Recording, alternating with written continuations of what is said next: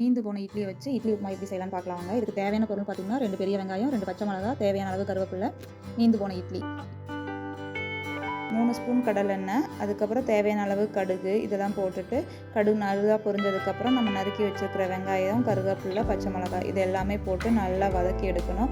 வெங்காயம் நல்லா வதங்கினதுக்கப்புறம் தேவையான அளவு உப்பு சேர்த்திக்கணும். உப்பு பார்த்திங்கன்னா நம்ம ஆல்ரெடி இட்லியில் இருக்கனால நான் கம்மியான அளவே உப்பு போடுறேன். அதுக்கப்புறம் நீங்கள் தேவையான அளவு மஞ்சத்தூள் பார்த்திங்கன்னா நான் மஞ்சத்தூள் வந்து நான் 1 டீஸ்பூன் மஞ்சத்தூள் ஆட் பண்ணுறேங்க. இது இட்லி உப்புமாவுக்கு மஞ்சத்தூள் ஆட் பண்ணிங்கன்னா டேஸ்ட்டு வந்து நல்லா வித்தியாசமாக இருக்கும், நல்லாயிருக்கும். அதுக்கப்புறம் நம்ம ஊற்றி வச்சுருக்கிற இட்லியை வந்து ஆட் பண்ணிவிட்டு ஒரு 5 மினிட்ஸ் ஸ்லோ ஃப்ளேமில் வச்சு நல்லா வதக்கி எடுத்திங்கன்னா நமக்கு டேஸ்ட்டான இட்லி உப்புமா ரெடி ஆயிரும். வீடியோ பிடிச்சிருந்தா லைக், ஷேர் அண்ட் சப்ஸ்கிரைப் பண்ணுங்கள். தேங்க்யூ.